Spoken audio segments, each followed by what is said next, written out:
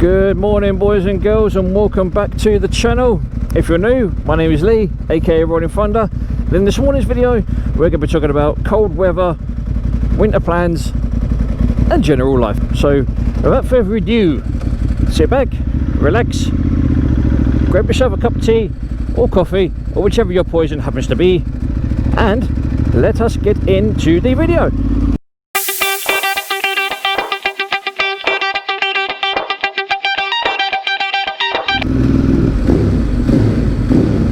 So, boys and girls, how are we all doing?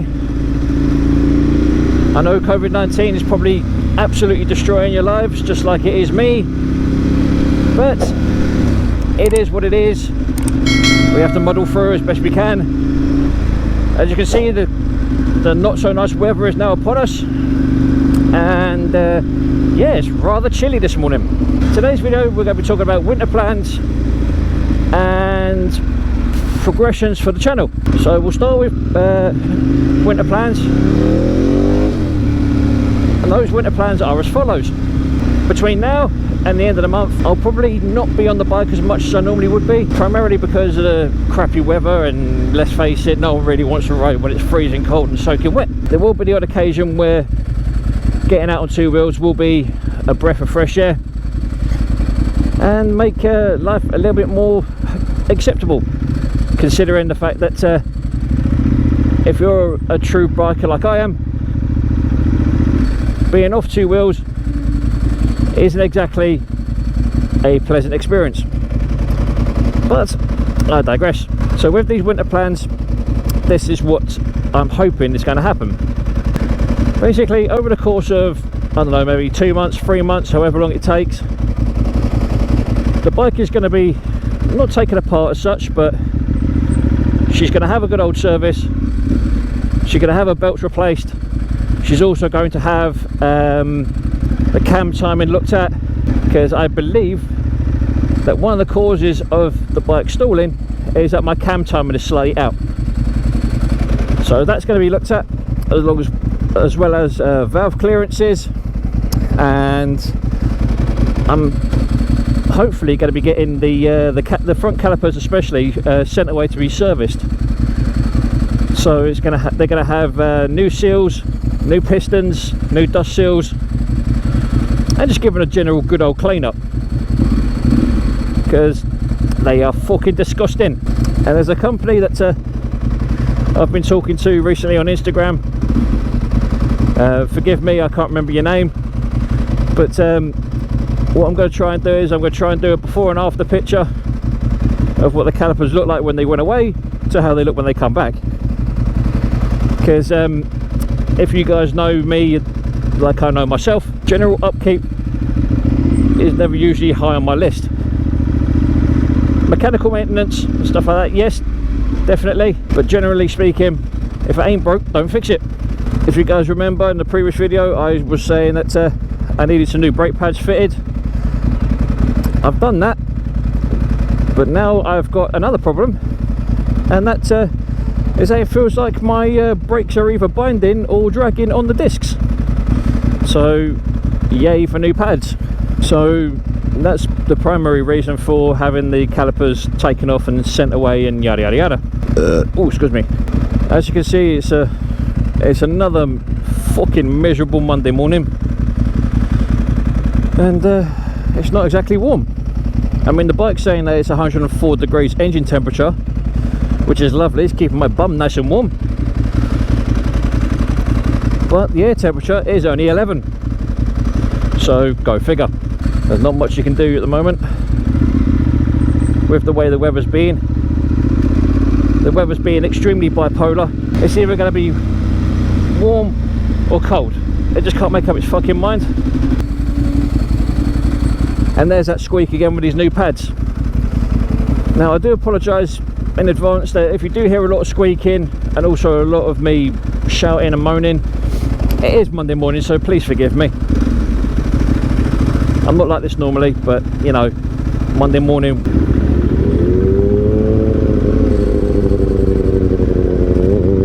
This guy's obviously got a point to prove from his girlfriend on the back, or boyfriend, or whatever the fuck it is. I'll assume it's a woman. looks like it, judging by the state of her legs, or its legs. And you're going to drive down the cycle lane. Well done, you. I mean, normally I wouldn't give a fuck about people doing that, but when you're two up, you really shouldn't be doing that sort of shit, in my opinion. If you're on your road, do what you want. But when you've got someone else's life in your hands as well, it's like, there's that squeak again, I do apologise. You know, when you've got someone else's life in your hands, doing shit like that you shouldn't really be doing. Do you know what I mean? It doesn't matter how good the pillion is, or how experienced the pillion is, or how experienced the rider is. If you're doing shit like that, you're going to end up wondering why you've either come off or been hit by someone. Either way is not exactly a good place to be. Do you know what I mean? I mean, I can sit behind this guy all day long and not feel even remotely threatened by him, but there are going to be situations where aggressive riding will be required. This, however, ladies and gentlemen, is not one of them. When riding in built-up areas like this, you should never ever ever ride aggressively. Unless it's absolutely necessary, just don't do it. You know, save yourself a shitload of hassle, ride within your limits. Especially when you're two up as well. You know, you should never ever outperform yourself. Does that make any sense? There's absolutely no point in, you know, showing off because you've got someone on the back with you. There's no need for it. It's like, I probably shouldn't have done that, but, you know, needs must and all that. Also, guys, just an update on the channel as well. With regards to where we're at subscriber wise, we're still just over 6,500 subscribers. And if you want to be part of the 8,000 subscriber giveaway, then you know what you need to do. You need to make sure you tap that like button, smash that bell, become a subscriber, spread the word, join me on my adventures, which right now seem to be pretty boring, but you guys seem to like it. And as always, I do really appreciate the support and the love and the comments and the likes and whatever else, you know, and everything that comes in between. You know, I love, you know, interacting with you guys. I love being able to be able to bring you guys content that you guys seem to enjoy. I love the fact that you guys are interacting with me as well. Because, you know, there are some YouTube channels that I've seen in the past that start off really positive and have loads of subscribers and loads of interaction, and it just all fizzles out. And I'm just glad I'm not one of them. Well, not yet anyway. So, you know, as I always say, you know, thank you so much. You guys make the channel possible. You guys are what give me the inspiration. You guys give me the ideas. You guys are the ones that give me the motivation, and also in the love of Ducatis. Well, the love of riding in general. Doesn't matter what I'm on.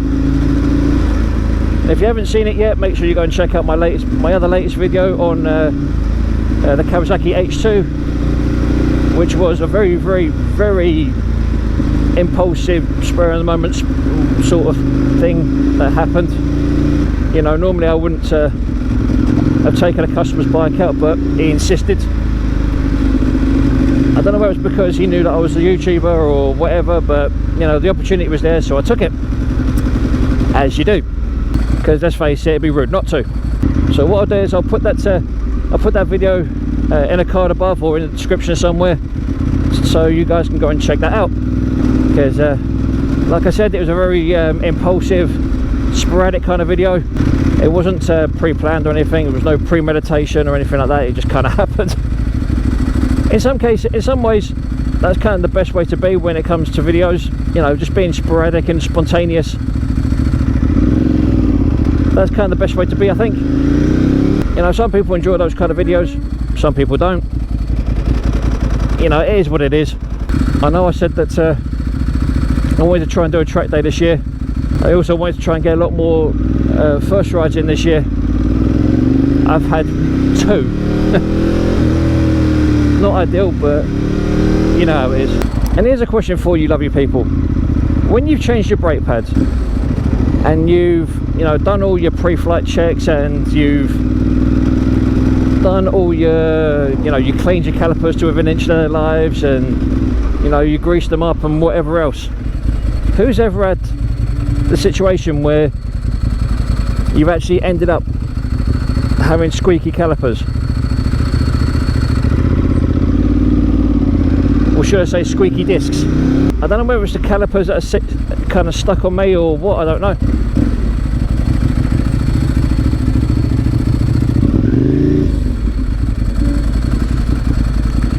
But something just doesn't sit right, do you know what I mean? So don't get me wrong, the brake pads and the calipers are strong, there's no question of that. But it just feels like they're dragging a little bit. It's like, what? Listen, clutch in. There, see? I don't know what the fuck that is, but it's really starting to get on my tits. I don't know whether my discs are glazed, or I don't know whether it's the pads that are glazed. But something down there just doesn't seem or feel right, do you know what I mean? Also, like I said before about having the calipers sent away to be cleaned, I will put a link in the description or in the video to the people who I've been talking to on Instagram with regards to getting them, I think they said ultrasonically cleaned. I think if I remember right, the guy quoted me 140 quid, which includes the cleaning, it includes, sorry, replacement seals, and I'm not sure whether he said it includes replacement pistons as well. I might be wrong, I might be right, I'm not sure, but it's one or the other. I know he definitely said replacement seals and dust seals and stuff like that. I distinctly remember that. I distinctly remember that. But what I will do is, like I said, I'll put the company's name in the description, or I will put it in a card above, because if these guys are as good as they claim to be, or as good as their work looks like, I'll be using them in the future. So every time the calipers need cleaning or the seals need doing, I'll be sending the calipers off to them to do. And there's that fucking squeak again. But I think in the very near future, probably in the next month or so, the belts, valve clearances and cam timing are going to be taken care of. So I think that's what the problem is. So I don't think the TPS needs replacing or resetting, I don't think. But like I said, I'm just a monkey that rides a motorbike, do you know what I mean? But we'll get to the bottom of it, ladies and gentlemen. We will get to the bottom of it. Through the cold winter, we shall succeed. As that guy from Game of Thrones said, winter is coming. Winter is fucking coming, I tell you. I don't understand why people are driving around here so slow. If there's no traffic in front of you, do the speed limit. Or Scooby. Fuck you, bro. Hey, you cunt.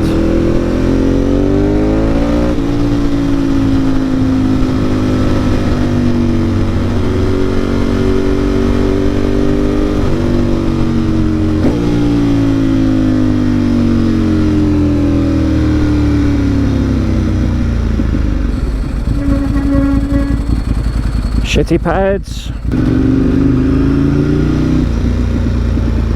Fuck me, some old cunt driving that Scooby. That is getting fucking annoying. Anyway guys, catch you later. Adios.